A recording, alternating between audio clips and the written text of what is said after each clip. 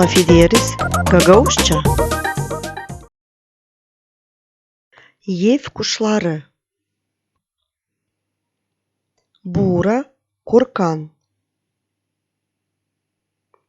guguş, güvercin; horoz, kokoş; kaz; ördek, ratsa; papagay; tavuk; цирка; çil.